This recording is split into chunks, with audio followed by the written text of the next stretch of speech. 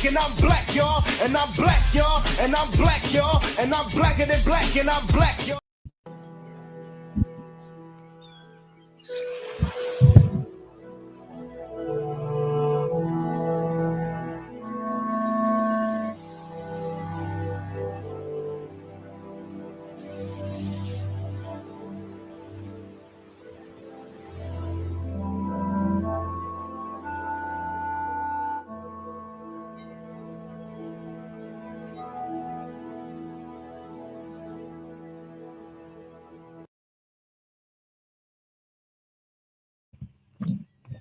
Respect. Welcome back. And so, what it is we're going to be taking the time to listen to, we're going to listen to If We Are Monsters, as black men, right? Because, the world and a lot of our own even look at us as there are no answers. What are we going to do about certain things in life? A lot of us are viewed as absolutely horrible. Now the thing about it is this: I'm one that always likes to take that cross and turn it into a star. I like to look at things from different angles. Now the angle in which I like to particularly take the time to grasp is how did they get to this point? Where did all of this start? How did this person wound up whoever they are? Right? It's a story behind everyone. And I think this right here will be a very good example as to how we just never know what are the fine print details that come with the whole contract of how we look at a person. And with that being said, I digress. My mic is muted. The time right now is 9:58 p.m. East Coast Standard Time. And I thank you all so much for tuning in. Let's go ahead and just take in some information.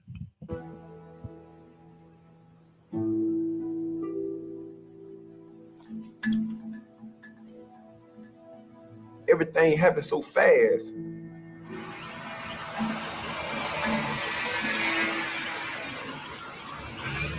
Deputy, she called classification like, man, we got a juvenile down here. He just been sentenced to life. So what they did was they grabbed me. Those, they gotta be permanents, because wow, you get gold teeth in prison. Man, okay. Got the juvenile part and put me in confinement. And they were like, you can't come out of confinement because due to your sentencing. So it still hadn't registered in me that I got a life sentence, because I'm like, I couldn't believe that. I'm like, nah, this can't be true.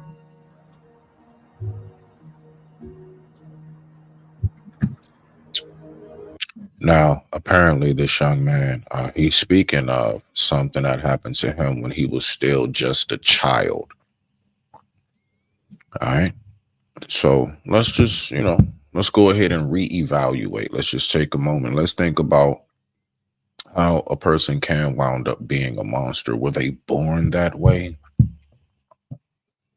Or did something happen that morphed and molded their minds to shift into that direction?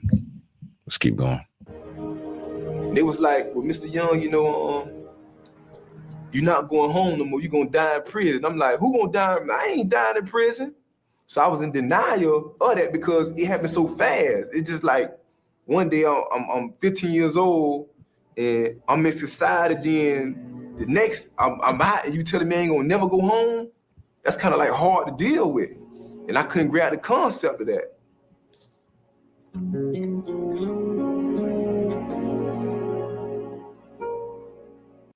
You're the person.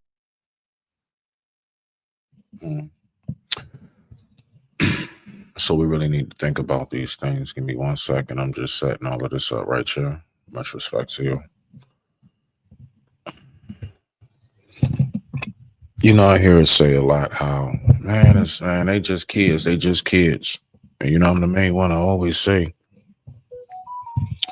The reason why we need to not have that mentality as much as for one reason and one reason only. We need to prepare them for the fact that once you step off of this porch, as in hop off of it, The world sees you as a grown-ass man with your young behind, still wet behind the ears self. World don't see it that way. And we're seeing it in real time because our own will be prosecuted. And even if they don't charge them as adults, they'll make sure that the sentence is to where they stay there. And then once they, on their 18th birthday, do you know what their gift is? Being transferred to the big boy's house, right? Let's go ahead and get back to it. Respect to you all. The time right now is 10:01 p.m. East Coast Standard Time. Let's go ahead and just sit back and learn something. Oh, let me make sure that I hit my disclaimer. How rude of me. Please forgive me. Let's go ahead and get this.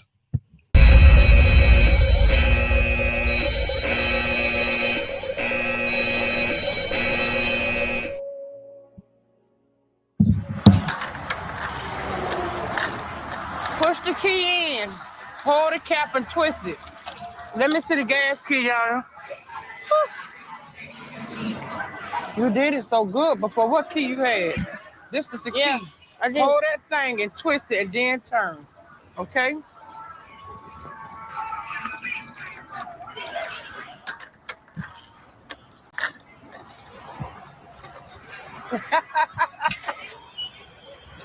Oh, God. Thank you, yeah. Grandma don't want to get upset with you because you do the best you can and I love you, him. And I keep telling him, he think everybody loves him. People love you, they'll be there for you. You hear me? Don't you never forget that. I'll be honest with you. Just the only time I really get some peace is when I do go out to see Ken. And that's the God honest truth.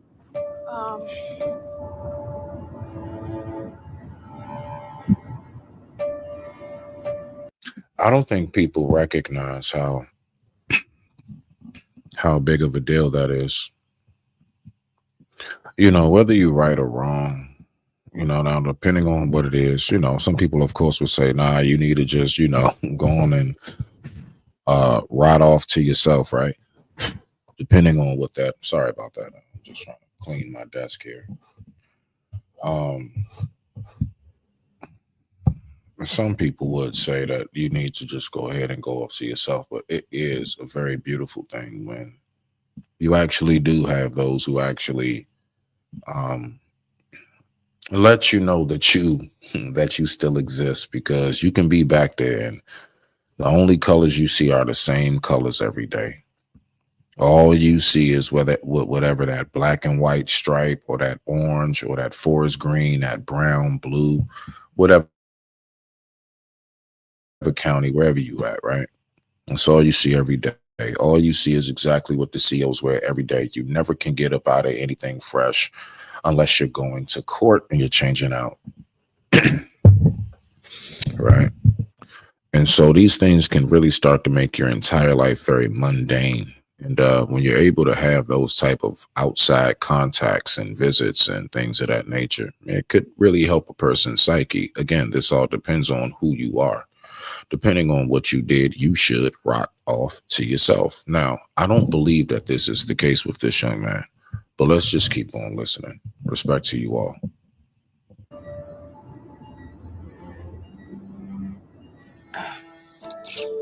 Yep.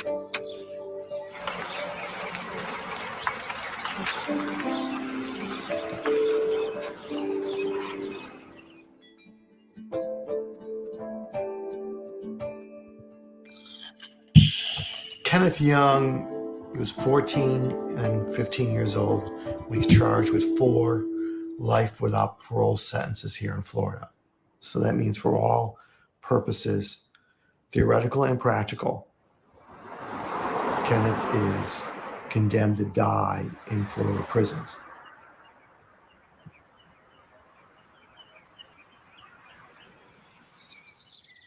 So we have been working on this case since 2006, 2007.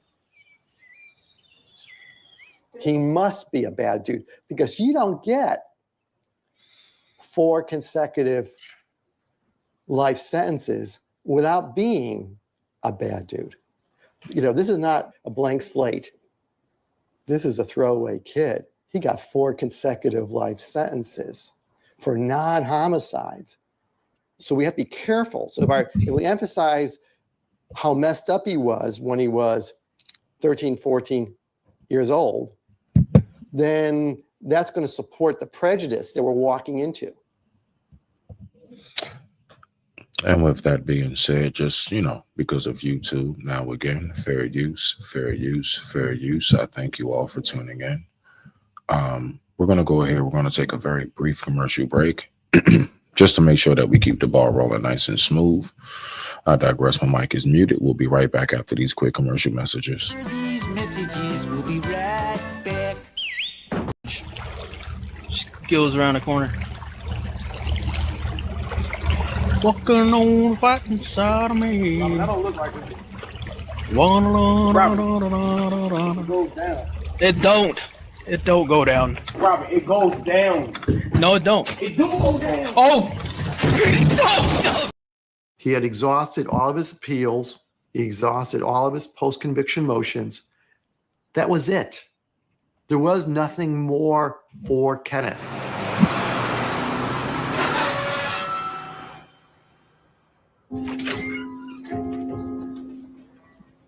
Good morning, Miss Williams. How are you?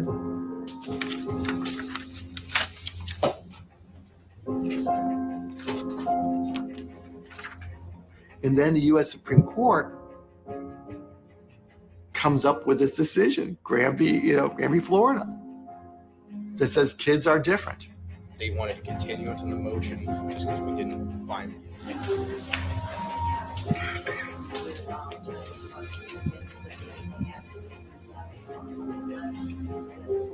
You have to give them a second chance. You have to give a second look. Let's see what this individual became as an adult. And that's exactly where I am 24/7 with things like this. What was going on in the household? Like, what's been going on in your life? You didn't just wound up here. You didn't just wake up one day and say, you know what? I want to be a horrible person, as the courts or society would paint you out to be. Even if you did turn out to be a piece of something had to have taken place for you to get to that point in your life where you say, you know what, this is just how I'm rocking. And I personally know to a small degree what it's like to kind of somewhat get to that breaking point. And I did say those words, kind of somewhat, because I just never was able to bring myself to the point where I'm just wanting to throw my life all the way away. But I do know what it's like to just be like, man, F it, man, whatever. I don't even care today. I know what that's like. But it came from somewhere. There was something taking place in my life at that time and point that had me think that way. I didn't just wake up and say, you know what? I'm just going to give it all up. No, it doesn't work like that, John. Don't work like that. There's something going on. There's a void somewhere in some form or fashion. Let's keep on rocking out. And let's then decide what a fair sentence is under our Constitution.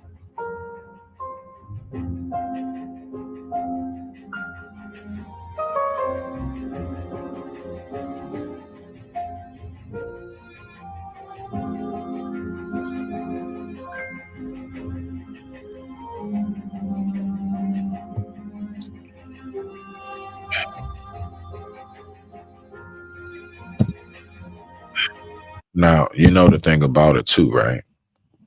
You know how they say prison is modern day slavery. So you do realize that in there, they actually, they give those teenagers, they give them jobs, them 14-year-olds and those 15, 16, 17-year-olds, they get jobs in there. They're able to actually work the facility just like the big boys do, right? They breaking you and they prepping you, but You know what it makes me wonder? Is this not a legalized form of child labor? I don't know. But it's always confused me, at least from an American standpoint, because I've been working legally since I was 13 and 9 months. So maybe that's something I'm going to look a little bit deeper into. But it was just a thought,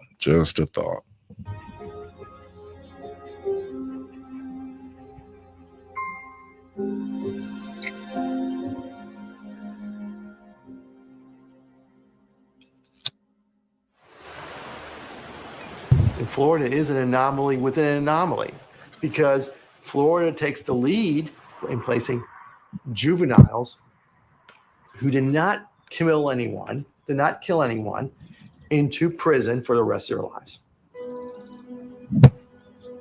Florida lawyers were litigating this in Florida courts for years.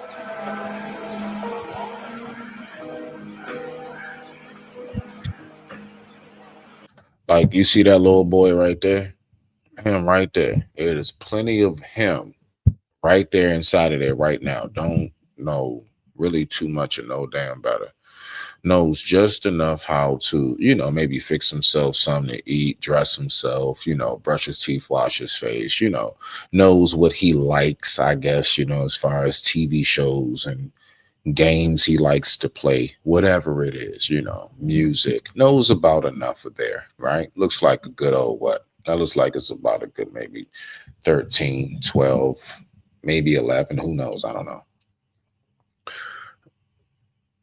But look at how many of us that looks just like that young man right there. That's in there. And they done put him back there probably before they was his age. Let's keep going. Saying that violates the Constitution. And the Florida judges uniformly denied it.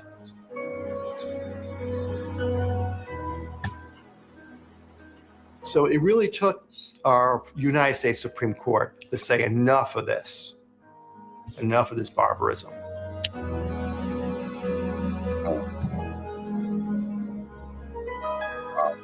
That is.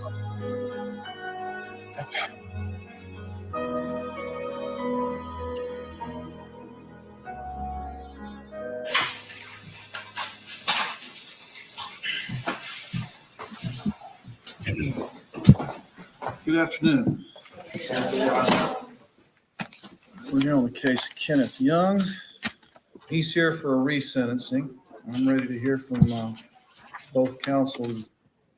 What I want to say is kids are different, but Kenneth is exceptional in that difference. So in order for Kenneth to be released now. We are here today seeking a second chance for Kenneth Young.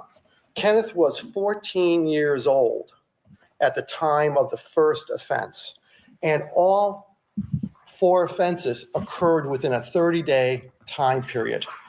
What the state must do is give defendants like Graham some meaningful opportunity to obtain release based on demonstrated maturity and rehabilitation. We're going to show today that Kenneth Young has demonstrated maturity and rehabilitation. And that is what the heart of this resentencing is all about.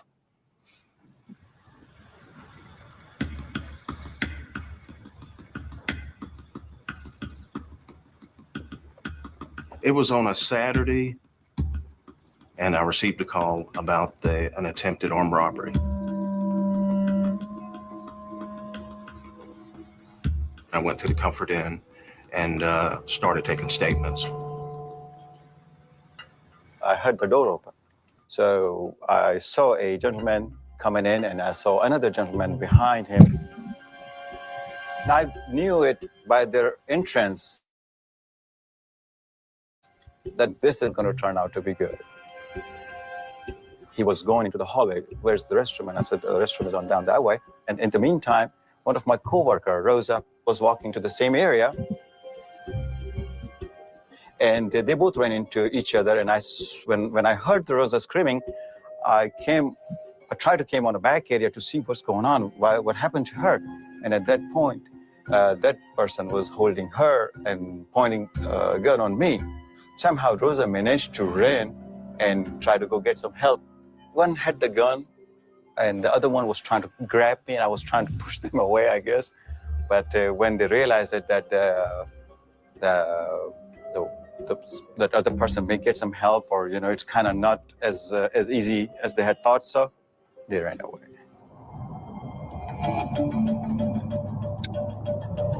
Young and Bethea, they were spotted by Deputy Sims.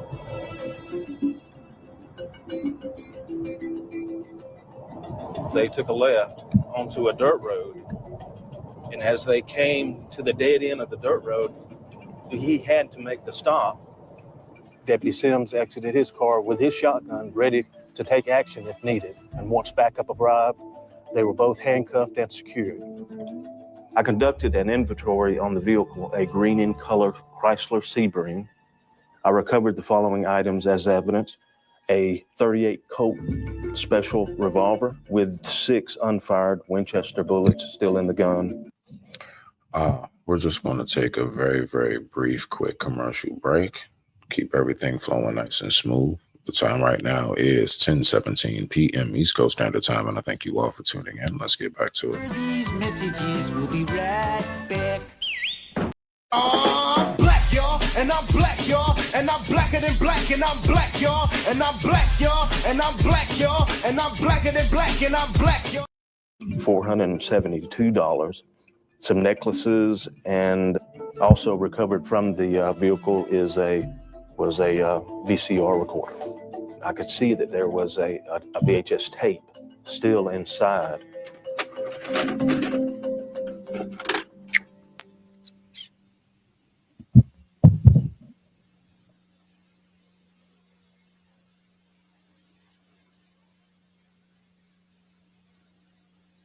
The first person that entered was Jaquez Bethea. And the second person, the taller, thin one, was Kenneth Young.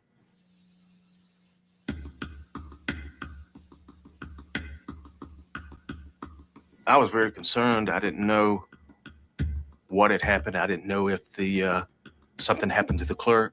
It may have been a homicide. And I needed to find where this occurred at.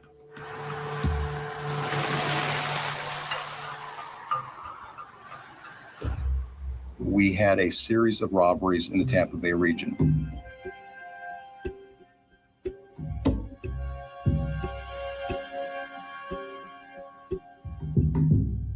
It was very violent, over the counter, very vocal, in your face, guns to the head, putting people down on the ground.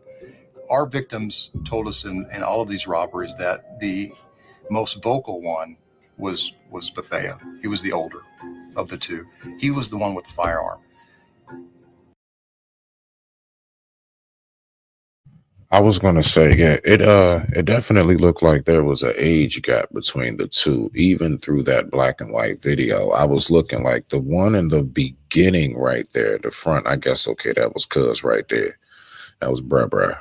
Yeah, I was going to say that definitely looks like a more adult, but, let's just keep on going. That was just my own, assessment.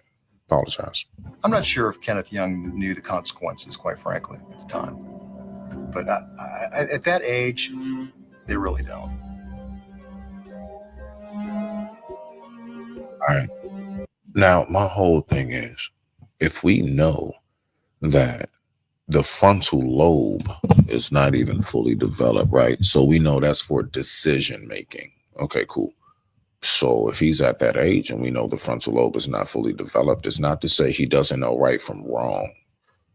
But as the detective, I believe, or lawyer, I don't know, said it, did he really recognize the true depths? Like when he was doing that at that time, was his brain able to really, okay, yeah, right here, boom, 4 life sentences without parole at ages 14 and 15. Ain't that something? So was he really able to recognize what it was that he was doing to the full capacity of whatever it is that he was doing at that time, obviously via robbery? Let's go ahead and get back to this. Much respect to the family. Thank you all for tuning in. The time right now is 10:21 p.m. East Coast Standard Time, and I thank you all so much for watching. Let's get back to it.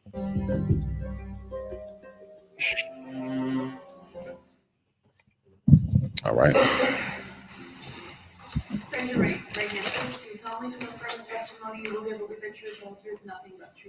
Yes, ma'am. All right, sir. Good afternoon. Please give us your name, sir. Good afternoon, Kenneth Young. First and foremost, Your Honor, I want to take the time out and say I take full responsibility for my actions and my role in these crimes. I have lived with regret every day as a civilized human being for these crimes. I have been incarcerated for 11 years, and I have taken advantage of every opportunity available for me in prison to better myself. I have been a model prisoner while being incarcerated. I have been in educational programs. I have taken care of elderly inmates. I have worked with mental inmates. Also, I have learned that the condition of your mind creates the condition of your ways. So I strive every day for good standards.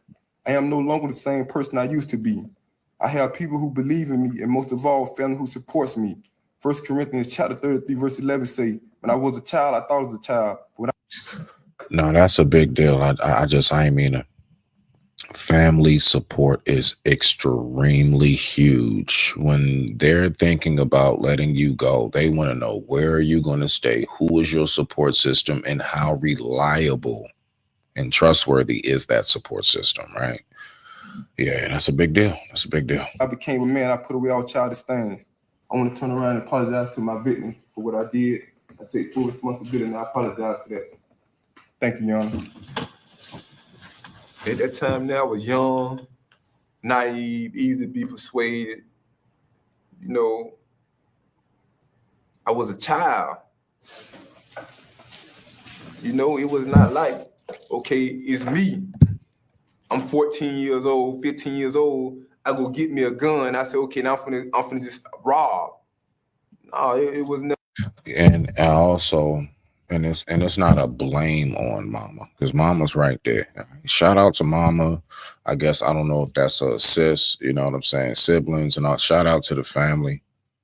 My whole thing is the upbringing. You know, I just be wondering, like, how much do we let go by, you know, before we finally really, like, all this work being put in to show up to court dates and everything, how much work is being put in to make sure that it doesn't get to that point.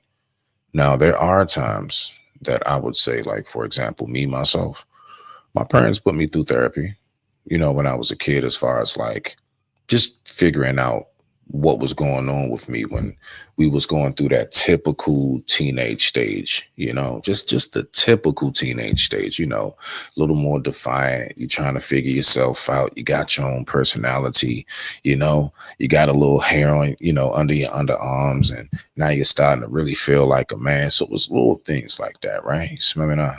But like, real talk though, we got to really think about it. What was really going on in my mind at that time? I was trying to figure myself out. So, I mean, I was a little more defiant. And I had both my parents. So I just want to make sure that I make it clear and known that, you know, let's just look at it as one of those any given Sundays type of mentalities. This could be any given Sunday, man. You don't never know which person, what upbringing. A lot of things can have their own factors and circumstances to play. And a lot of times it could just be simply a person just needs to go off and learn something for themselves. Like, let's say this man does get out. I don't know the end results of this video, but let's just say he does get out, right? Shoot. You don't know what he would wound up becoming after this. Like a huge inspirational advocate, the whole nine. So sometimes we also have to remember that some of us actually go through that hell and high water and we make it back up out of there because we're supposed to come back with a story to tell. It's a real thing as well. Let's keep on rocking out. I would like that.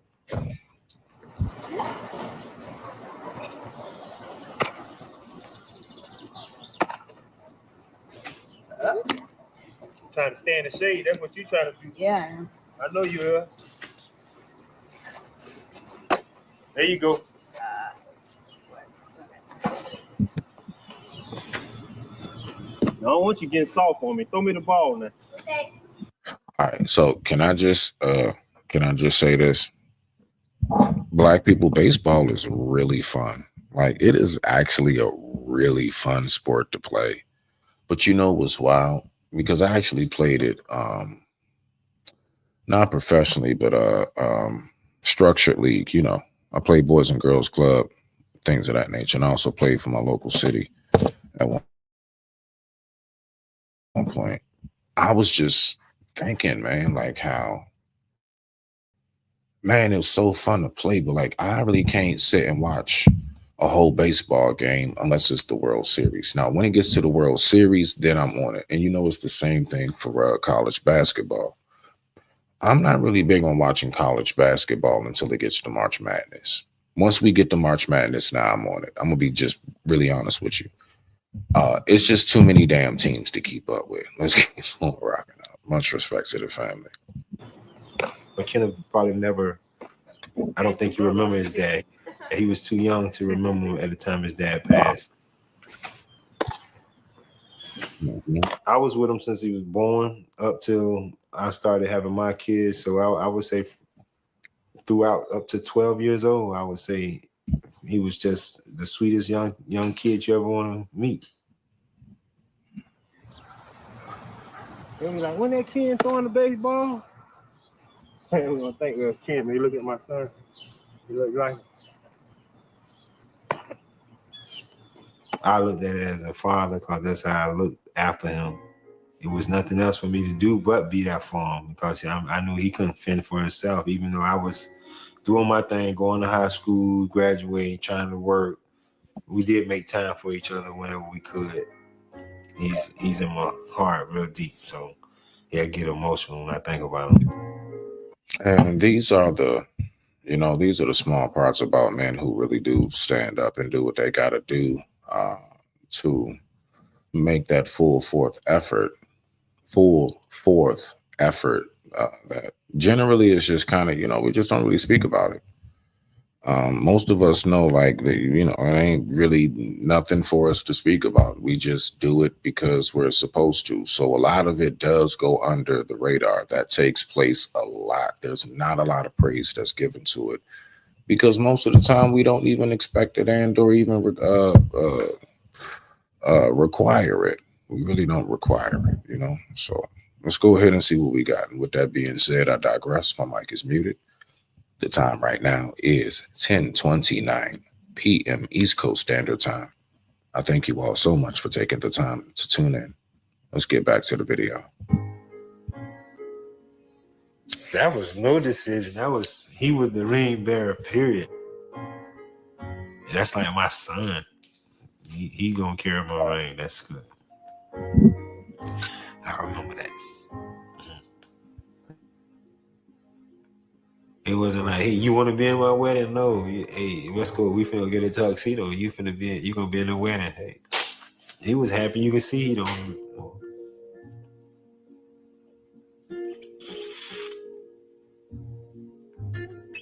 Excuse me.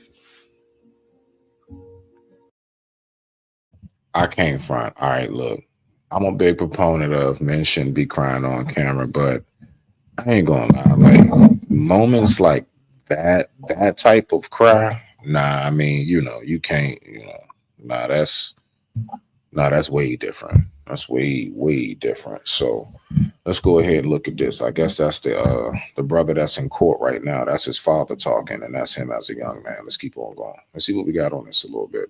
We're not going to play the entire video, but we're going to get through a nice, good portion of it. Let's rock out. It's not much I could have did for him, I don't think, other than talk to him.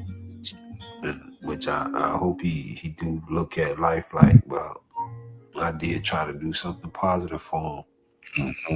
I was there. I'm gonna tell you right now, I know what them tears are. I can tell, and I can tell by the words he's using. He feel like a failure as a father. What he's saying right now is he hoping that whatever it is, you know, and who knows how much he was taught growing up on how to prepare of being a father himself. Who knows what good role models or examples he had around him. We don't know. We don't know. But I can hear it in him. You know, that's a I wish I could have did more. That's what that is. I wish I could have did more. I want to do more. I just never knew how to. We need to know how to decipher and decode these things. Don't ever forget that. Let's keep on rocking on. I hate to think about it. It cost him 13 reports. You know, I wasn't there. Yeah, just like I said, he's thinking more about what he didn't do. He's thinking more about, and that goes through us as men. That goes through our mind. I'm telling you right now, I'm the first one to tell anybody, yo, we will beat ourselves up. Something vicious. And a lot of times men don't need the rest of the world to dog pile up on that.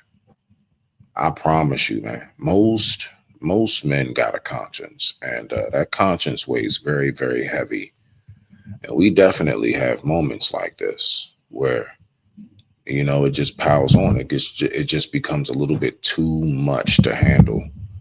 Let's keep on rocking out. It's just his moment happened to have been on camera. Let's keep on going.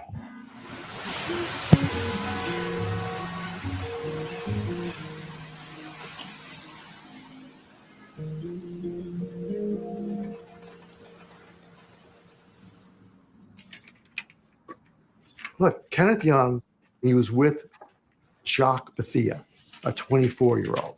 They go to separate trials. Kenneth receives 4 consecutive, one after another, life sentences. Whereas Bethia, he received 1 concurrent life sentence. So he received a less of a penalty than Kenneth. And we find that around the country, that these juveniles many times are being punished much harsher than adults. It's heartbreaking to me the way we've gotten comfortable demonizing children, mostly kids of color. We don't feel in any way socially constrained or morally constrained. Talk to the cameras. Brian. That's primarily because there has been a desensitization. It's a real thing. Yeah, we hear it often. Even saying we've been desensitized, we are slowly becoming desensitized from even being told that it's that bad. And it just, nobody cares.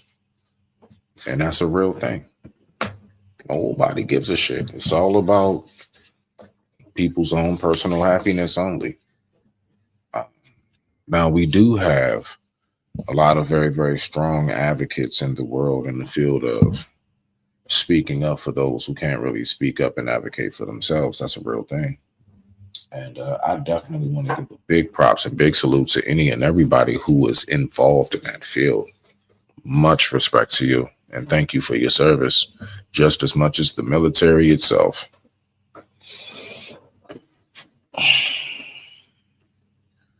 But that's primarily where we get a lot of this. It comes from desensitization. Let's keep on listening. Stevenson, Director of the Equal Justice Initiative. And we don't think there's any dispute that to say to any child of 13 that you're only fit to die in prison is cruel. And we believe that the Constitution prohibits that kind of punishment and that this court should enforce that in this case. What about the argument? You know, my work with young people in prison and adult prison really began representing people on death row. The United States permitted the death penalty for juveniles until 2005. I didn't know that. Did you know that? Did you know that? Wow.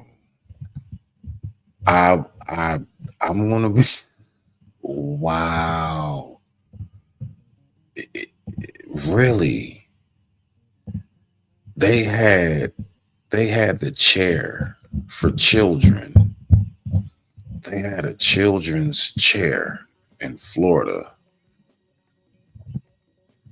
I'm absolutely floored by that. Let's keep going. When we finally persuaded the Supreme Court to ban the death penalty for children, I was clear that that would not be life imprisonment without parole would still not be a just outcome for many of these kids.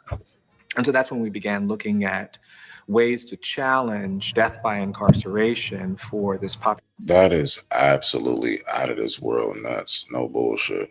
population of kids that had grown dramatically over the last 30 years. And even after these Supreme Court decisions, we're finding lower trial court judges and in some state courts that are very hostile to these children. We had these people saying, oh, these kids aren't really kids. They're super predators. These kids aren't really like other children. They're criminals. And so we have to keep pushing that, fighting that. And please, if you only swear affirm the testimony you will give will be the truth, the whole truth, nothing but the truth, so help you God. Yes, I do. Now, based on your evaluations, what is the psychological significance that Kenneth was only 14 and 15 years old at the time of the offenses?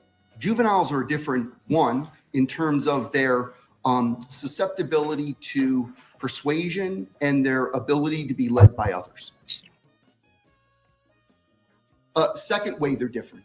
Adolescents take less of a concern and are less able to understand others' perspectives. They're more self-focused. And many people who have adolescents kind of realize that during their teenage years. What is the significance of Kenneth's young You know sister? something, that's another thing I try my best to stay in perspective of, even when dealing with my own child. You know, when she's having, you know, her own little certain defiant moments, or, you know, it's not the best and colorfulest moment.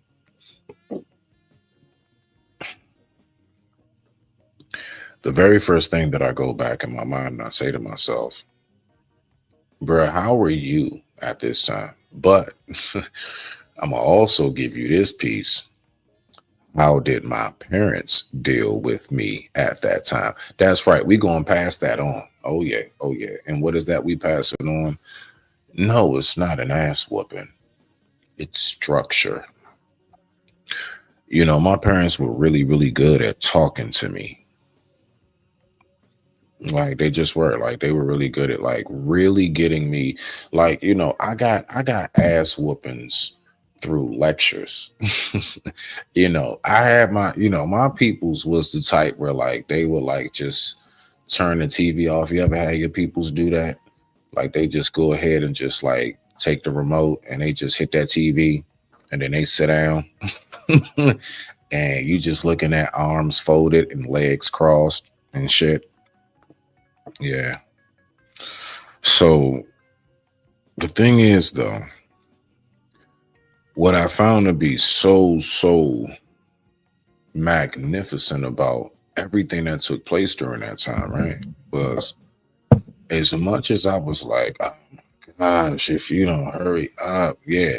Don't you know how we say nowadays, right? We say something, it's called, what's that called? Land the plane. That's right. I'm landing it.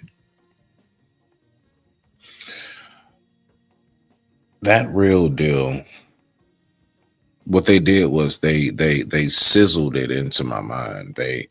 They marked and branded that into my brain. And they got me to recognize exactly what it is I needed to know for the future. I had no clue how much at that time, everything that they were dumping into my mind and into my soul, it really didn't have too much to do with that actual moment. It had everything to do with today. Right now, today. I benefit from that today. Now again, as we say, plant a garden, plant the seeds, right? It took quite some time, you know, if you think about it. The average tree takes about 20 years to grow. And the trees take quite some time. Well, depending, I'm talking about like oaks and pines and stuff. We're not talking about like your dogwoods and, you know, your sakuras and things of that nature. Those you can get a little bit faster. That's only because of size.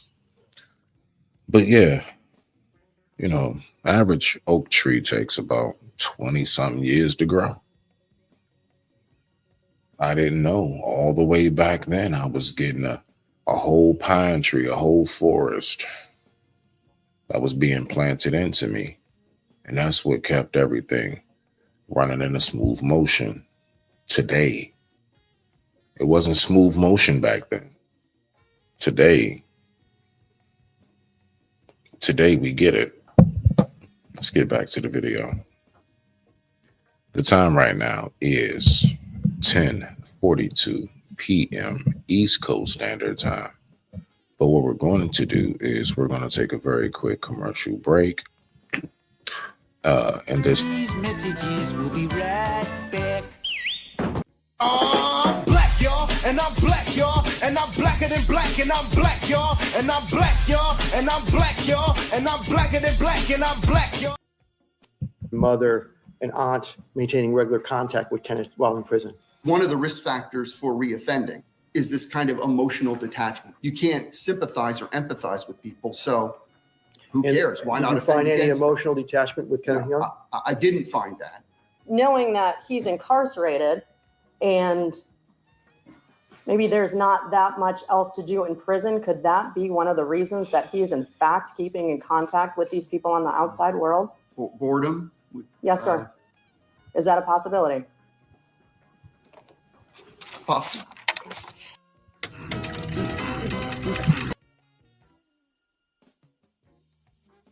These messages will be right back. Hold my ground, never run, understand to overcome. Golden child, God sent me, I'm the chosen one. Understand lone stars, focus like an artist on. Concrete when I write, damn right the hardest one. When I Now, also on page 4, the PAI profile portrays Mr. Young as someone who is impulsive, adventurous, and risk-taking. Right. Is that from your current test that you just did a few months ago? Yes. The I'll test say results. again, test does not prove anything. And I actually think that impulsivity and risk-taking is really contrary to what the prison record says about him.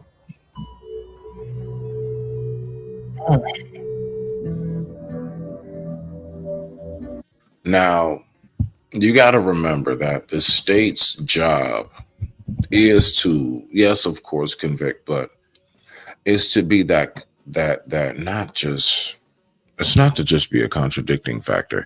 It is to allow the defense to actually prove their actual defense. You actually need something to challenge what it is that you're saying in order to really convince the people. So it's actually like a yin and yang. It actually works itself out. But a lot of times it doesn't work itself out for us, as we very well can see. Let's keep on going.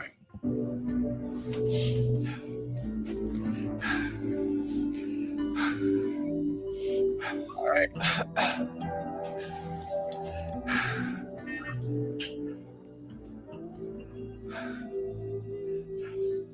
Do you see Kenneth coming out?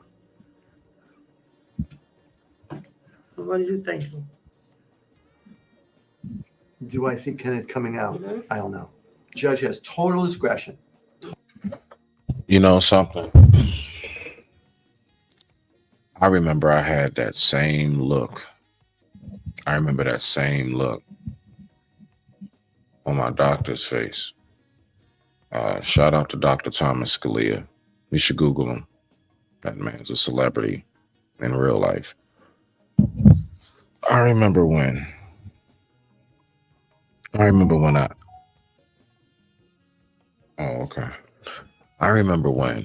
asked him about the right side of my body. Now, I don't know if anybody remembers, I was speaking about this as far as the whole right side of my body was dead for like a year, you know.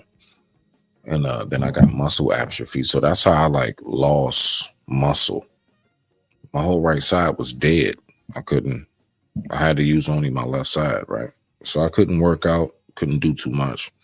Slowly started to get feeling back in it. And to give anybody, I guess, an example of maybe what it was like, we all know what it's like to wake up and you know how your R&B sleep is dead, right? And you wake up and you literally is just dead. And then you got like, you be smacking it and everything, right? And then it starts to tingle. It was an actual slow process motion of that exactly over the course of like about 1.5 years. And then finally, when I got, use of it back, that don't mean that I was able to just lift and pick up what I used to. No. I had to slowly get back into that. But I don't want to go too far down that road. My bad. I got distracted. What I'm saying is, I remember the uncertainty of them telling me, I don't know. But the reason why I told my story to land it is because now my arm works again. Respect. I digress. My mic is muted. Let's keep on rocking up. Total discretion. Not forced by the law to give a 16-year sentence or a 40-year sentence. Mm-hmm. Yeah, I don't see him doing 40 years at all. Mm-mm. And I know the judge has a heart. I've prayed and I ask for forgiveness on behalf of me and my son. It doesn't matter what they ask me, I'm ready. Well, they may ask you, when's the last time you took drugs? And I would tell them the truth. 2 years ago. Mm-hmm. And I had 1 relapse. Yeah. And you purchased drugs from Jacques Bethia? Once upon a time, I sure did. Mm-hmm.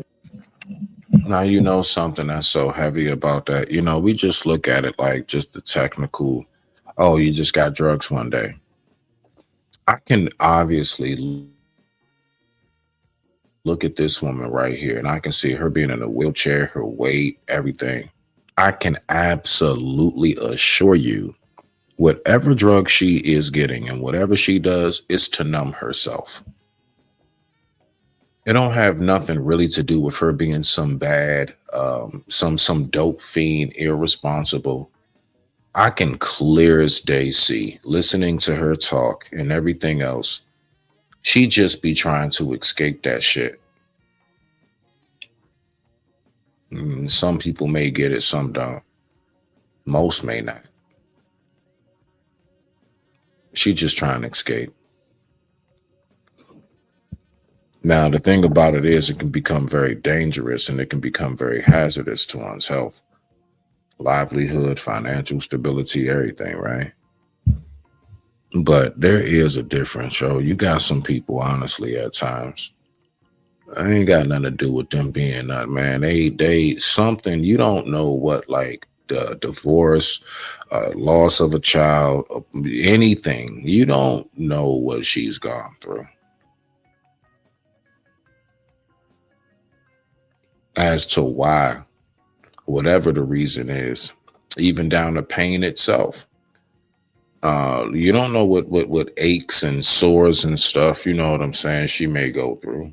Now, I don't know the full detail and how much she does what she's supposed to do to acquire the help she's supposed to get and everything else. But just to leave it on that surface-based level, I definitely would say we need to be real careful when we just come out and just be like, so what drugs are you on?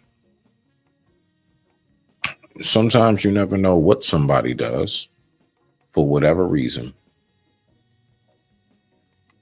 That's all. Let's keep on rocking out. And that's just to give courtesy to those who just might be in a predicament such as that. Much respect to it. I don't look down on nobody, because I know what it's like to serve people like that.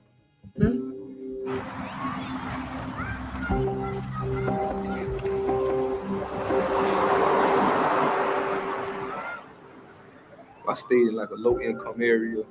That's the environment I was brought up in, low income.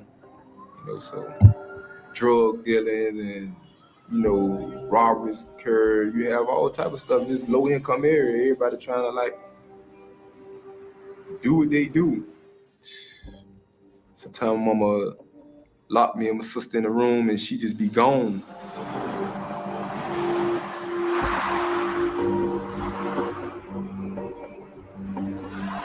I'd be on my bicycle and I already know like 9 times out of 10 where she'll be at getting high, because in my neighborhood you have like certain apartments, certain houses that people go to get high. And I get on my bicycle and I try to pull her from around there, tell her come home, take a shower, eat, stuff like that, So off rep, we getting a more breakdown of the story. So, mom, mom was out there, she was doing her thing. And he was actually that kid that would be riding around on his bicycle to find his mother and tell her come home and take a shower and eat. Okay. So apparently, okay, all right. So the whole drug aspect of moms is more so she was running the streets and that was something she was doing. I don't know what took place for her to wind up in the wheelchair, gaining all the weight. I don't know what medical conditions could be going on. So we don't speak on that. We maintain respect for that part, right? But just thinking about it now, like now we're getting a deeper feel for that. So we got to look at this young boy growing up into a man and what he had to experience. So basically, once again, another prime example of one of our own not being able to just simply grow up naturally. And what I mean by naturally is like in comfort. And with that being said, we're going to take a very quick commercial break. We'll be right back after these quick commercial messages. These messages will be right back. I gotta keep you going. I gotta keep you going. I gotta keep you going. I gotta keep you going. I gotta keep you going. I gotta keep you going. I gotta keep you going. I don't half step cause I know the full truth. The devil cooking, he don't know that I could cook too. When life. Thank you, Lord. Thank you, Lord. Thank you, Jesus. Thank you, Lord. Thank you, Jesus. Thank you, Jesus. Thank you, Lord. Thank you. Thank you, Lord. Thank you, Jesus.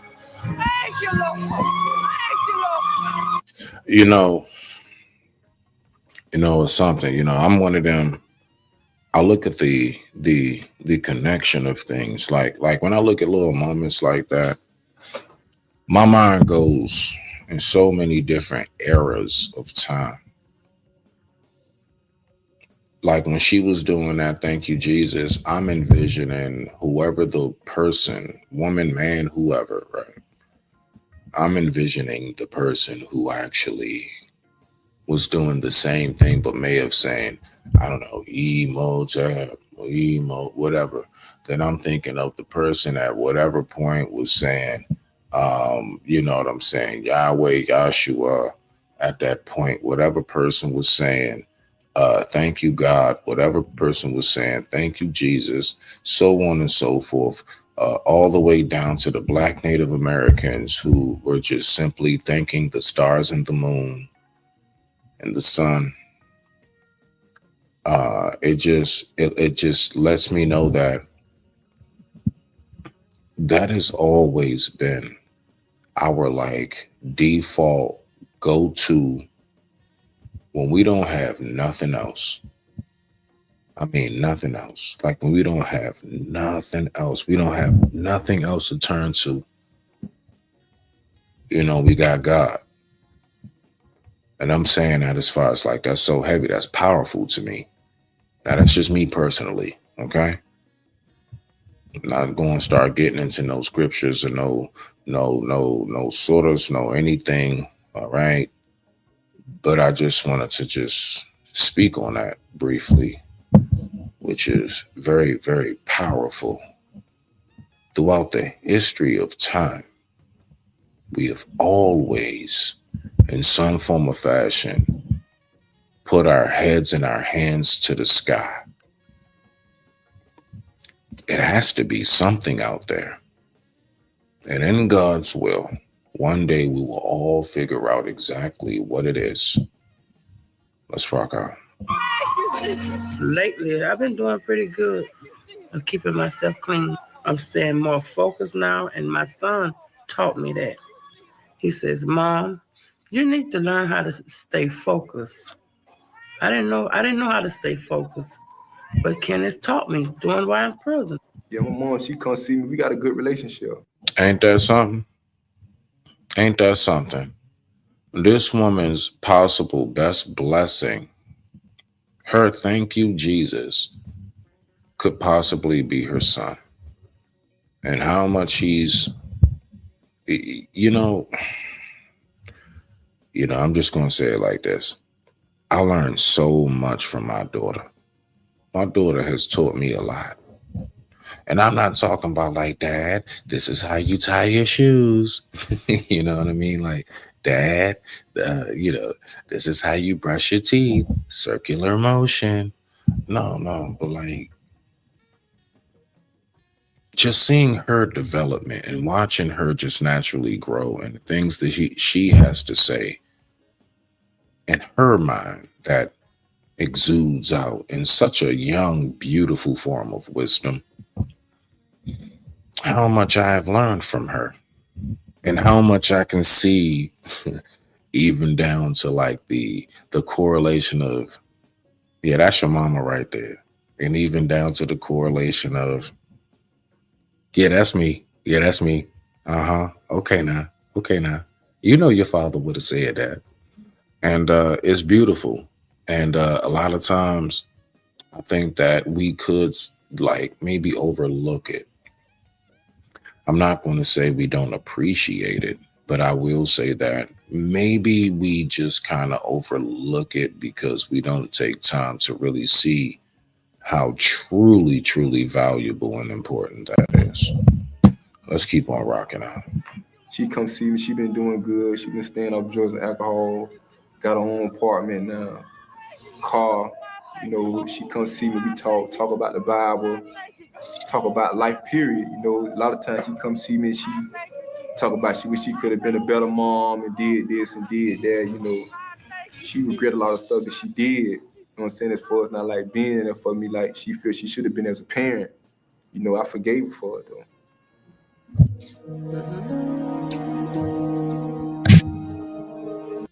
And I now see it on the mother and the father side. So when Dad was crying earlier, and earlier when I was saying he wish he just could have done more.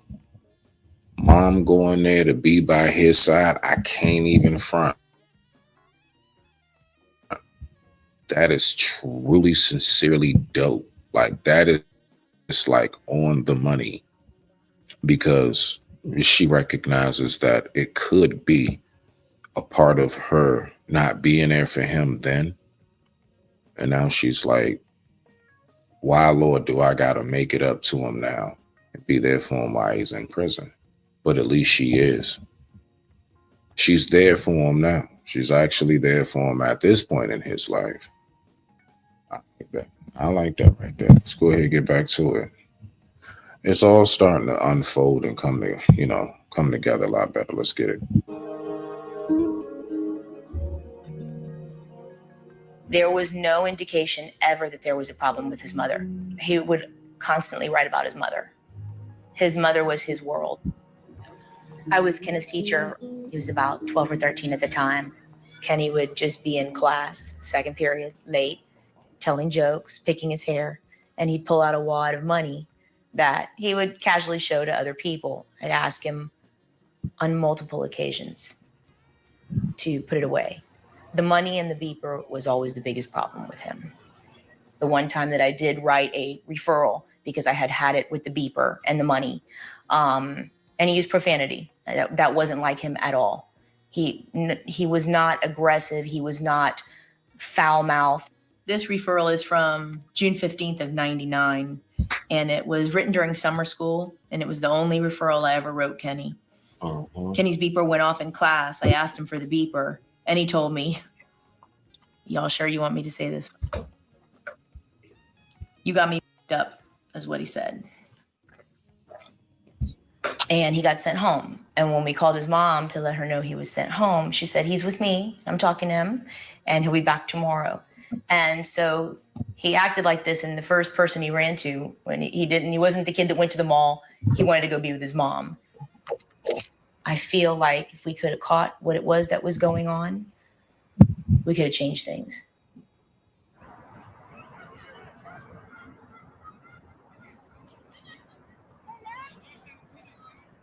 When I was coming up, we were introduced to crack at an early age, coming from that elementary level to going to the junior high. A lot of guys stopped going to school because once they introduced crack to the hood, I mean, the local guy on the corner would sell you 2 for $25. You cut that up, boom, you can make $40. Now you done made a $15 profit, and you just keep juggling your money like that. And that's how we started making money. And when you're young with a couple of $100 in your pocket, you feel like, hey, you on top of the world. Everybody was doing it. Everybody was making money. And when you got people around, you come driving the high school with a car with rims and music, and everybody know who, you want to be like that. But you come from a family that has nothing really, and your mom probably working one job and no father there. You're not going to be able to get that looking. I mean, where you going to go? How you going to get it? Go get your 2 for $25 and go to work. But it's a learning process to the point where after I got into my couple of troubles, I go a different way. My kids started changing me, and I'm here for them.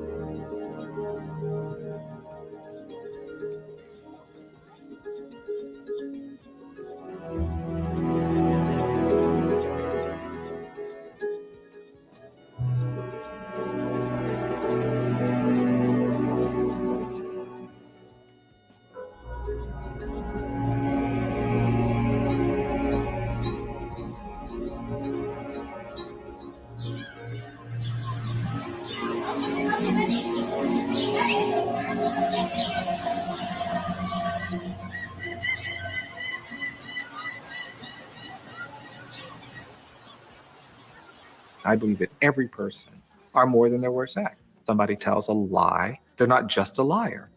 If they take something that doesn't belong to them, they're not just a thief. Even if you kill somebody, you're not just a killer. We don't punish crimes, we punish people. And so what's a just punishment? Is it just to take a 13-year-old child and put them in prison and condemn them to die there? And that's the kind of conversation that's hard to get at in a country that has been corrupted, in my judgment, by the politics of fear and anger, where everybody wants to be tough on crime and everybody is afraid to be seen as sympathetic, compassionate, merciful to people who've committed violent acts. Absolutely. Wow. That's really spot on. That is really spot on. I like the way he so eloquently placed that. Beautiful, my brother. Let's get it. The difficulty is that when we don't engage in some measure of mercy, compassion, justice, we become a very cruel place that advances, in my judgment, the abuse that we're trying to protect.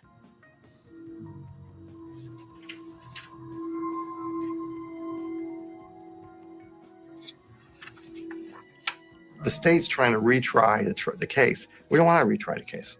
They're going to have how many witnesses? 2 police officers and 2 victims. So that's 4 plus a letter they're going to read. Oh, shit. So, and all that's all going to be Kenneth willingly participated. Basically, yeah, he's in a nutshell. Man, the odds are stacked against him. Yeah, You know, it's that their word against his, and that's a odd to defeat. Especially if any of those officers are decorated in any form of fashion, like they going with the officers. Like, that's game over. Let's get it. In these crimes.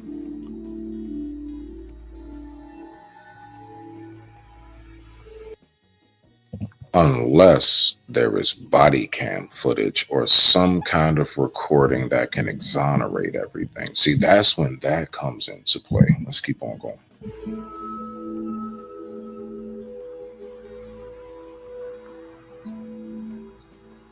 State, have any witnesses? Yes, sir. What call Sandra Christopher? This is the first time she ever testified about the crime. Does that make me worried? Yeah. 11 years later, she still wants to tell her story. Raise your right hand, please. Do you solemnly swear from the testimony you will give will be the truth, the whole truth, and nothing but the truth? I do. All right, ma'am, you have a seat. Please watch your step. Now, ma'am, I want to ask you some of the basic facts. I'm going to take you back to the date of June 20th of 2000. Can you tell me? Your Honor, Yes. relevancy. The issue in this case is the Grand Prix Florida issue of whether or not there's been demonstration of rehabilitation and maturity. I'm sorry, you know, I gotta crack a joke at some point. I don't know why. Every time I look at the the lawyer, I get this urge to want to go watch like Lord of the Rings or The Hobbit. I don't know. Nah, seriously though, I did. I just all of a sudden I get this bad itch to want to go watch like little small people in mushroom houses and shit. But anyway, let's go ahead and get back to it. Let's stay serious. This is not a case where we're retrying 3 separate trials here today. Sir, I'm gonna have to disagree with you. That is not the standard. The Supreme Court of the United States did not instruct the trial courts on resentencing for that to be a standard. That is simply, Principle, Your Honor. it's a principle, sir, Yes. but it's not a guideline for sentencing.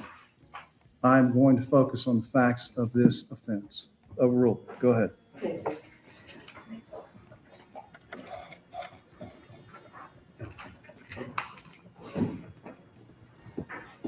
Ms. Christopher, that's a picture of the gun that was pointed at your head. Looks like a similar one, yes. Now, listen, guns are guns, like bullets are bullets. Like, you know, I ain't going like make it seem like it's less of a threat, but this is how I know this has to be like Wild West days in a sense. I'm only saying that figuratively speaking. Who uses that kind of gun now? Like, let's just be for real, y'all. You only see them guns pulled out in like old 80s and 70s and 60s films. You don't see nobody use that no more, but I got you. Let's get it. How long was the gun held to your head? It didn't seem like it was that long, but it was long enough. Now, are the assailants saying anything to you? Oh yeah, they are wanting to know where the safe is, where's the money. You need to tell us, otherwise, you know, some explicatives, you know, your butt, the whole thing. Tell us what they said, man. Really? I want to hear word for word. Well, they wanted to know where the damn money was. If we didn't tell them, they were going to shoot our ass. They were, you know, kicking us. One of them actually put the gun on my head. I had a bruise for days. Word for word being typed. That's why the judge did that, and that's why the camera flashed over to there. That's a good message. Just note that. I had photos of it I can't find. Ma'am, what are you thinking at the point that you have this gun to your head? God and I are good. Well, I went through a checklist that fast. God and I are good. So, you know, when they say your life flashes before your eyes, it does. As much as I know that he wants to be released, I'm not ready to have him walking around where I live, and I'm not moving. Good afternoon, Miss Christopher. Damn. Oh, wow. Wow. This is going to be a bumpy road. This is going to be a bumpy road. So sheesh. Let's go ahead and keep on listening. Now, as I understand, you didn't testify at the first hearing, but Miss Andreski did. I believe so. Earlier, you stated that both people had a gun. Would it surprise you to know that she testified only one person had a gun? I'm just trying to rethink real quick them coming through the door. If you just give me just a moment. Sure.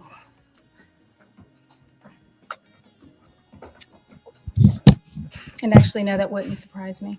Oh my goodness gracious. Are you serious?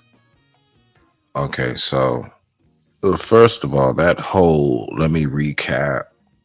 So listen, when it comes to why you don't want them back on the streets, you was able to word for word that. And they were able to go ahead and pop, pop, pop, pop, pop, even show the camera going down to the fingers. You then get cross-examined again. Now, so let me think about that. Okay. Now, I do get it. It's a lot that goes on. Yes, life flashed before your eyes. You know, sometimes you just do. You need to take a moment and pause and just kind of recapture the moment. I do, trust me, I know exactly what that's like.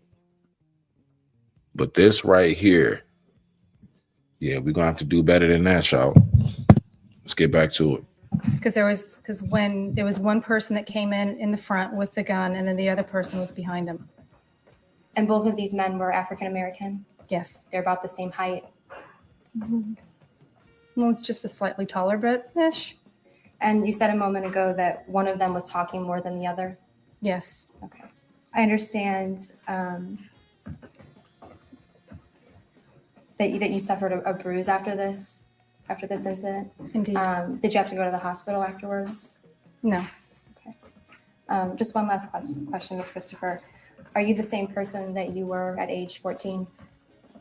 Judge, you're going to reject relevance? Sustain. And nothing further, Your Honor. No. I'm sorry. That was horrible. What? Listen, whether that happened that day or not,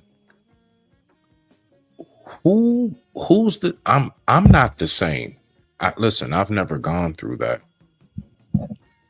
I've never gone through anything like that. I'm not the same from when I was like, what kind of question is that? I don't think any adult should be the same from when they were 14. So, I mean, it's like that in itself is very vague. It can be cut in so many different angles and ways. And it's like, what kind of, yeah, that's the prosecution trying to gaslight. But let's go ahead and get back to it. We're just going to go ahead and we're going to take us a very, very quick commercial break. And this commercial break is brought to you by my childhood. These messages will be right back. What do you want to do tonight? The same thing we do every night, Pinky. Try to take over the world. The Pinky and the Brain. Yes, Pinky and the Brain. One is a genius, the other's insane. All right, let's get back to it.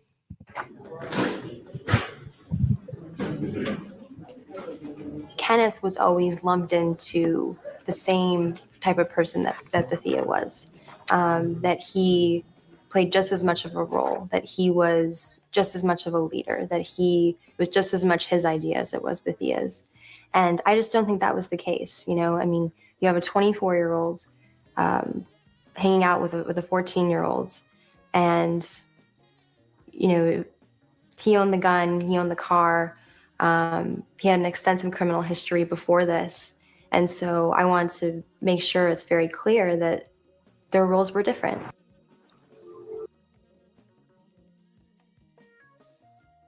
And you know what that brings me to instantly listening to it. The John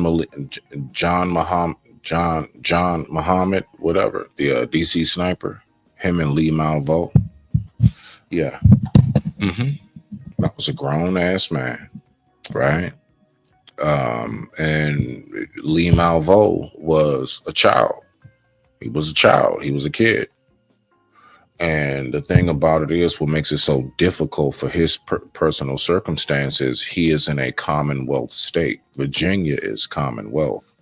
That's why those of us from here in DC and Maryland, we don't mess with that Woodrow Wilson. It's a little different on that side. Let's keep on rocking out.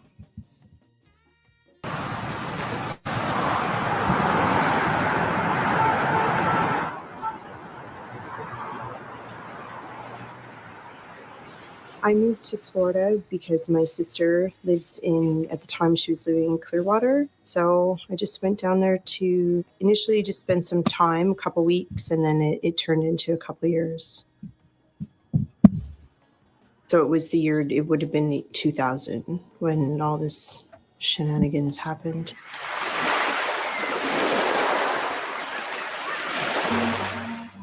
Initially, when they came in the first time, just to basically, I guess, check out the place, I would say it was about 5 o'clock in the afternoon. When they came back, it was maybe at the latest 5:30. Like it was early in the evening. It was still daylight. They came in, and Kenneth was on this side of me, so my left-hand side. And then Bethea with gun basically came over the counter at me, right? And then my hair was in a ponytail, so sorry.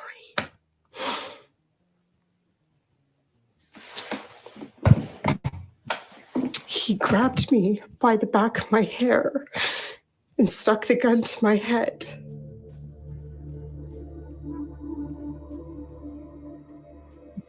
He was saying, like, give me the money, right, with the gun to my head. So, of course, I opened the register. So then he started yelling about the safe. He was screaming at me, like, open the safe. And I was saying, I can't open the safe for you because I couldn't. He was saying, if you don't open the safe, I'm going to blow your head off. I'm going to kill you. I don't know what got it in this man's head, where his mind turned from money to other things. But he started to say like, I'm gonna this Timepiece Frosty, that's why you only get one chance to cross me. So saucy.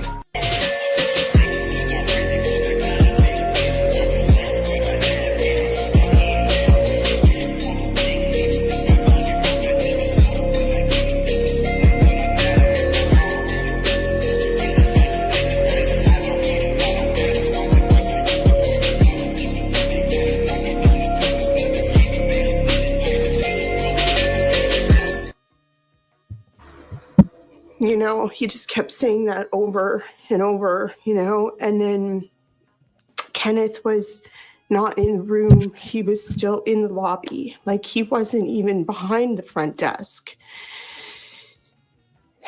So Bethea kept saying that, and he came to the doorway and he said, you can't do that. We have to leave. Oh, wow. Bethea basically picked me up off the ground by my hair, and then he threw me on the floor and kicked me in my back, and then they left.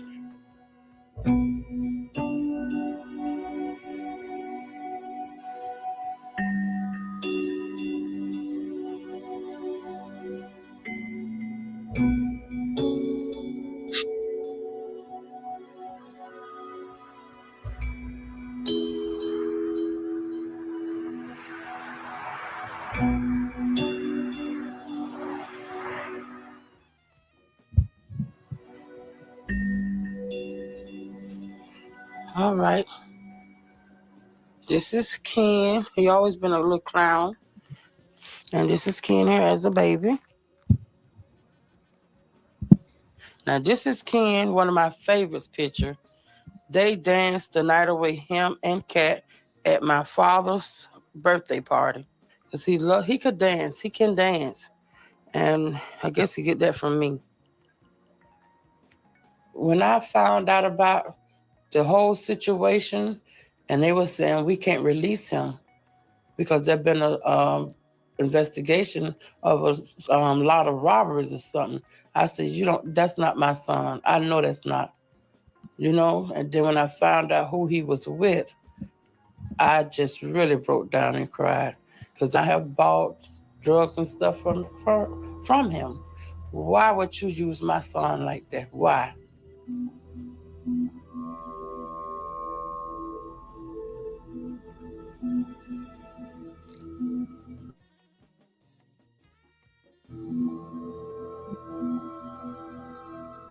I thank God today for not killing myself because I want to give up. I did.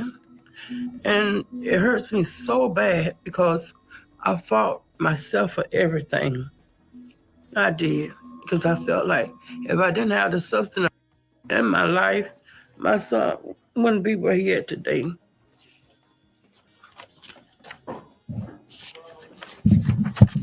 Sir. You know, something that's crazy how this whole thing for me is switched from looking at it from this young man having to grow up in prison all the way to now my mind is shifted to parenting. Like, I mean, even for myself, you know what I'm saying? Like, this is something. Let's keep on rocking out. Today, is it your testimony that you were forced to commit these armed robberies back in 2000 because Jack Bethea had threatened your mother's life for your mother supposedly stealing some dope from Bethea? Absolutely, ma'am. You spoke to law enforcement back in the year 2000 after you were arrested, correct? Yes, ma'am. And you also spoke to members with the Department of Juvenile Justice before you were sentenced after your first trial, correct? Yes, ma'am. When you were being interviewed by the Department of Juvenile Justice, they were trying to find out what you'd been through, what happened, so they could make some type of sentencing recommendation to the court, correct? I don't know what the job was. All I know, they came to interview me. I was young then when they came to see me. Now, see, yeah, I was going to say that a lot of what she's asking him right now, he didn't have full capacity detail of what was taking place. She's asking him something now that this, him as a grown man, like at the time, he didn't know. He didn't know.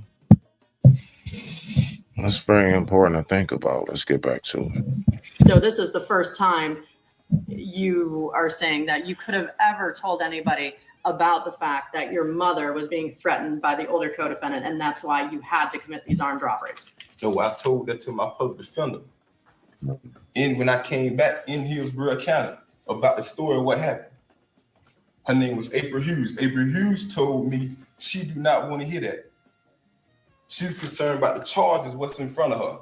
That's what she told me. She never brought it up in court. I never testified in court. I never testified through my trials. I know I always remained silent.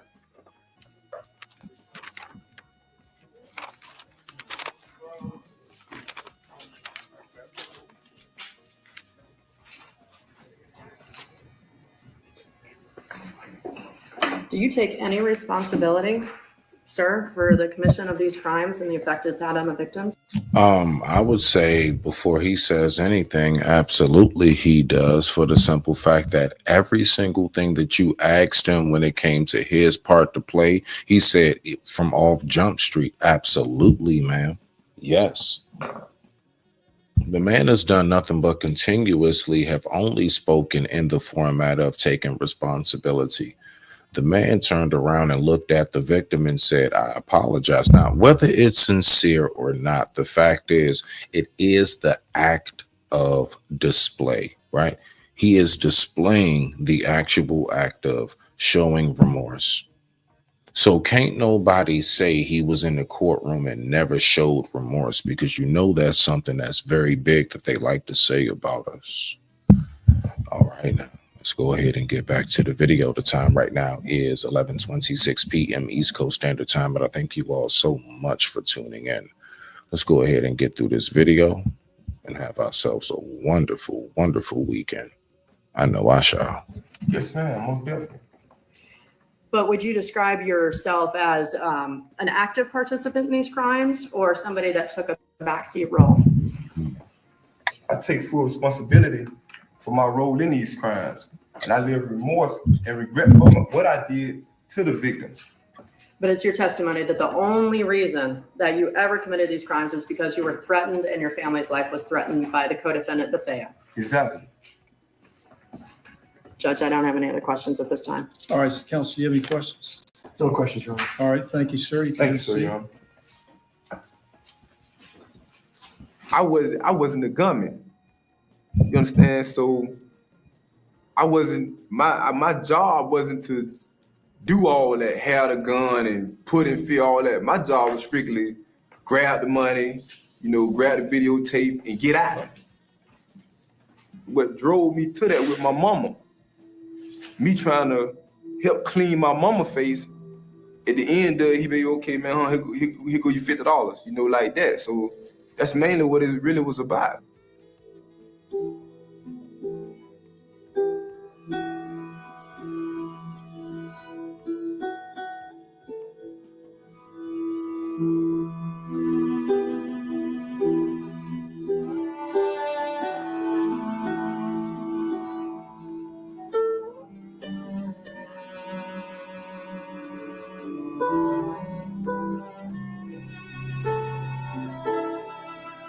It was right before his 18th birthday when I first met Kenny.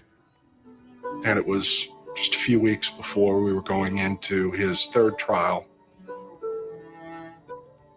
He had been in jail for years by that time.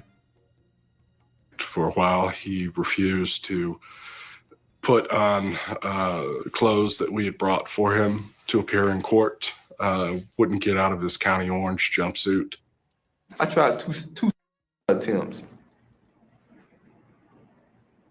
I wanted to go out. I feel like it wasn't no use to living. And then at time, I'm calling the court. Ain't nobody coming to court with me. So I felt like I was by myself. And the reason why I'm going through this here was because it was back also dealing with my mom, and she ain't even coming to court standing up for me. She ain't nobody doing nothing.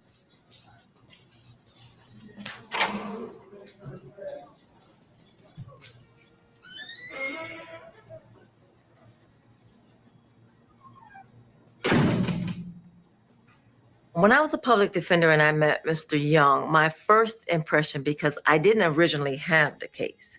So by the time I first met Mr. Young, he had already been to trial in Tampa. I can tell you that my conversation with the state attorney's office, from their perspective, if we had gotten the case first, they were going to use, if possible, Kenneth against this other gentleman, because they thought that due to the age disparity, that maybe this guy did have a lot of influence over Kenneth's actions. But unfortunately, we did not get Kenneth first. The other counties got him first.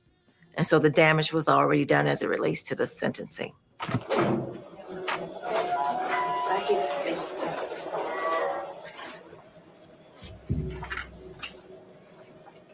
Kenny Young should have been tried as a juvenile. And they should have tried to salvage this young man, this child, instead of throwing him away.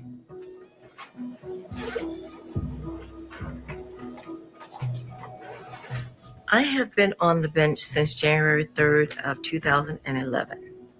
I do believe juvenile court is social work because I do believe it does take a village. And I do believe that you have to think outside of the box. And so you have to cure sometimes the problem. Sometimes it's because there are academic issues. Sometimes because there's poverty in the household. We're doing it just because we need to put food on the table.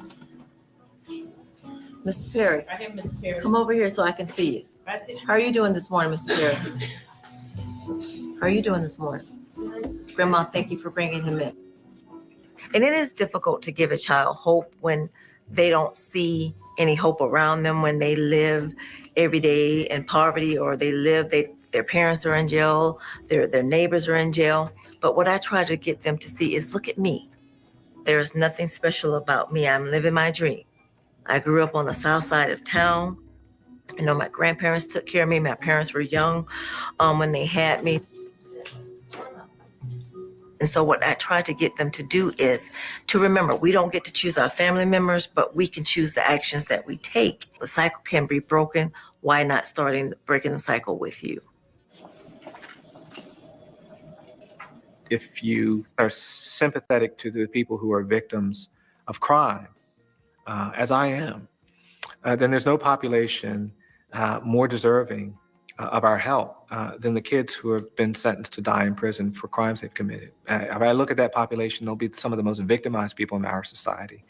These are the kids who've suffered physical and neglect and torture and mistreatment and poverty and malnourishment and all kinds of mental health problems with no help and medical problems with no help. And no one's done anything. That's the population that we're talking about. And if we respond to them in that way, then I think we come up with very different solutions then. After these messages, we'll be right back.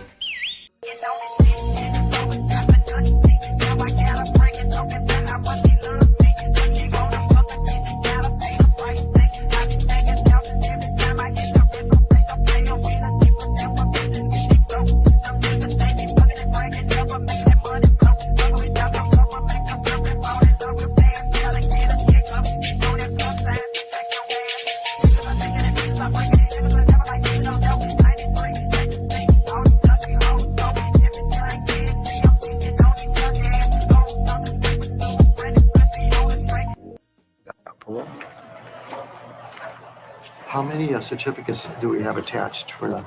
Do you know?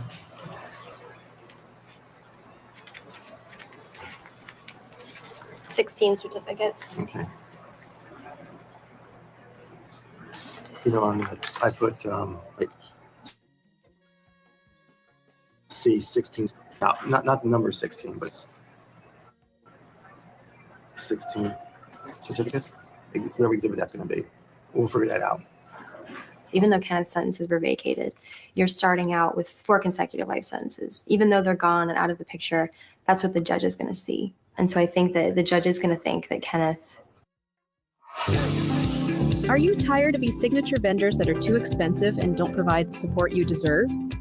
There's a better solution. Introducing CongaSign, the most cost-effective enterprise-grade e-signature solution that allows you to capture the essential signatures you need with the support you deserve.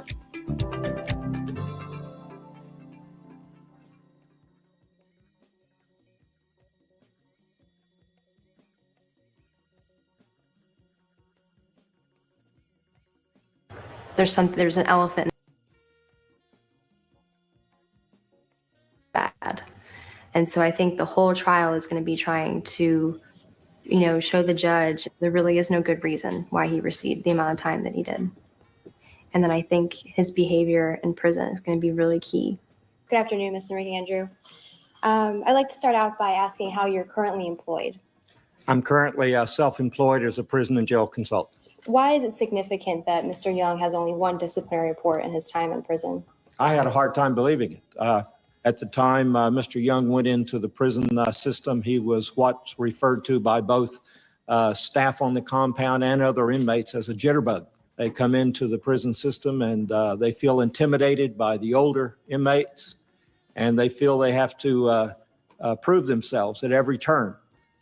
I think the first thing I asked him was, how did you make it 11 years with virtually no discipline? And he said that by just continually asking for programs and chances. Nobody's handed him a thing. Because of the length of his sentence, they won't give him a GED program. They won't give him any education because they feel it's a waste. Why should you waste this educational effort on someone who's going to be in prison the rest of their life? So he did it on his own. So prior to, 3 weeks ago, not even, you actually did not know personally Kenneth Young. That's correct. And so in your 1 hour time meeting with Mr. Young and a review of some records from the Department of Corrections, You know, something else I also want us to pay very close attention to is the simple fact of when we don't take the time to make sure that we nurture and take care of our kids to the best of our abilities. Now, we never know what life is going to throw their way or our way, but this is what happens when we allow the judicial system to raise our children. You see these two women up here? These are like auntie. You see, the judge is like granddad. The lawyers are like dad and mom, and so on and so forth. And that's the problem. Let it sit, let it marinate just for a second. Respect to the family. The time right now is 11:37 p.m. East Coast Standard Time, and I thank you so much for tuning in. felt that Mr. Young is a very mature individual. I can say, compared to all of the inmates that I have met, that if I was picking a crew of inmates right now and I was a sergeant running a compound and I needed some trustees, I would want Mr. Young to be one of those trustees. Yes. And did you discuss his actual crimes with him? No, ma'am. Okay. So you don't know what he did in the robbery that took place on June 5th of 2000? I don't want to know. I hope they don't bloodlust.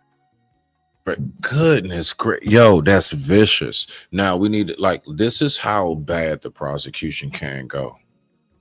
Listen, that man made it very clear. All right.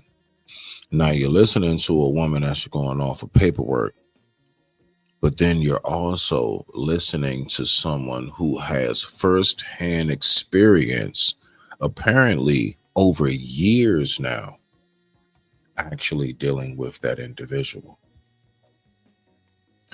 And his analysis is, hey, look, if I needed somebody to be right there as far as trustees and everything, definitely, like, that's like top 5 pick. He's one of the top 5 pick. That should say a lot.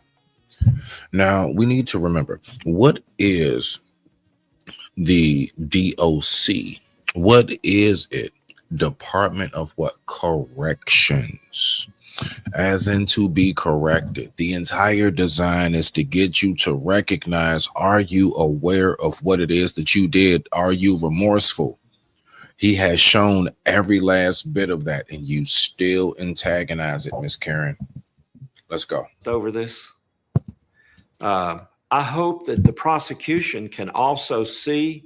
Or let's just give it a better name. Yeah, I'm sorry. Prosecutor Petty. Okay. All right. Yeah, Miss Petty. That they don't have the same person on their hands today. I know it's their job to prosecute, but I believe it's also a prosecutor's job to understand that humans change. Absolutely. Goodness gracious. I'm sorry. Where is it at? You going to get this right now, sir. Yeah, I just got to give it to you real quick. Let me find it. Bye.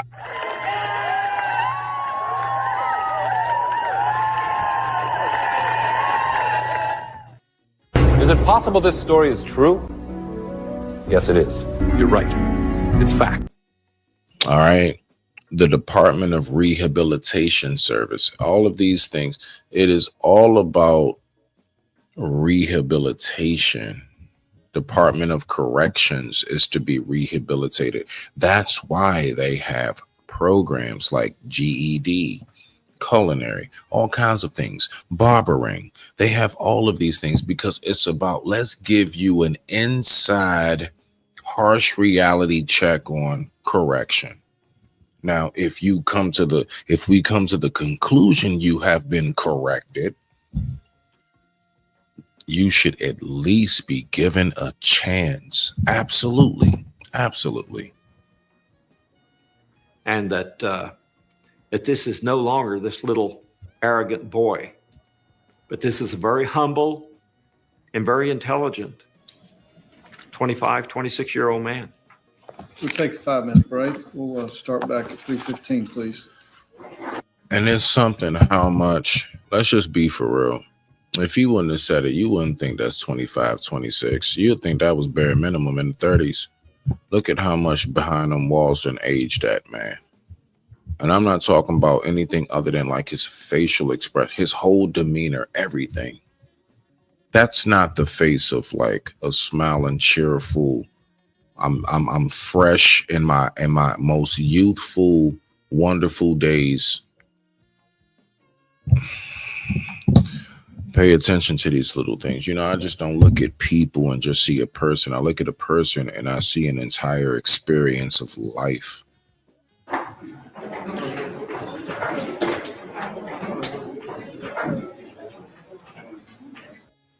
What if you can create your own?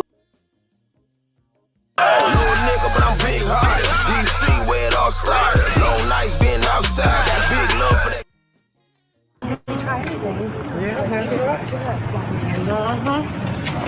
Then once your system like fail you, you know, you just be like, I don't care no more.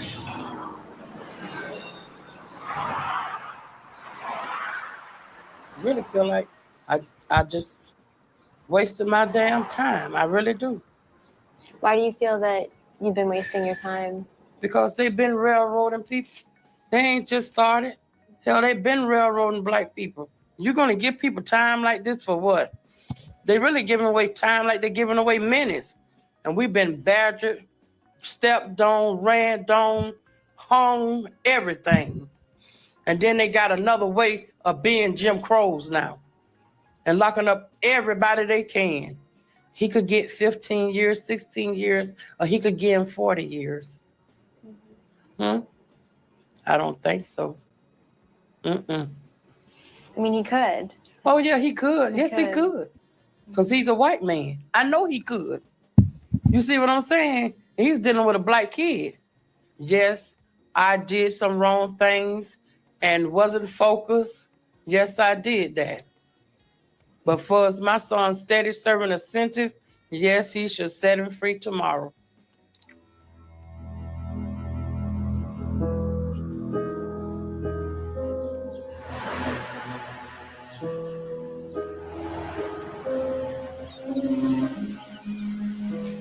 We were the leader in lynchings in the United States per population in Florida.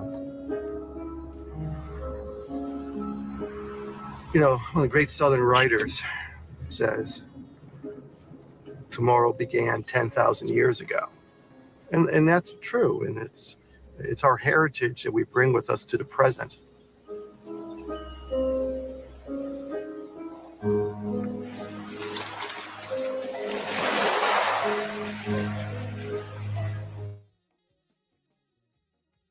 And so in the juvenile system, we see that it's not a coincidence or an accident that the vast majority of these kids who receive life without parole sentences were African American kids.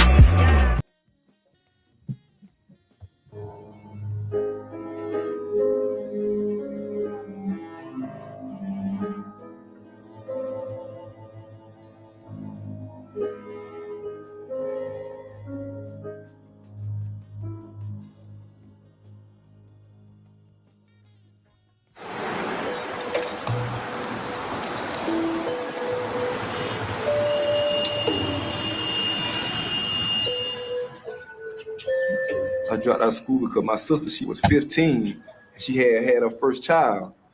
And, you know, she was trying to work and stuff like that. So I had to stay home and take care of my little niece till she come home from work and things like that. So, you know, it was just basically like me and my sister. I'm 11, she 15, got a kid. Our mama ain't there, you know, so.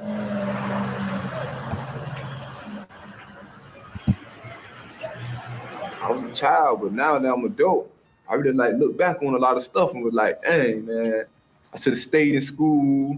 It could have been something, me and my sister could have came up with something better. Now that I'm older, this time I'm thinking. But at the time, I'm 11 years old. My sister 4 years older than me. She 15. She got a baby.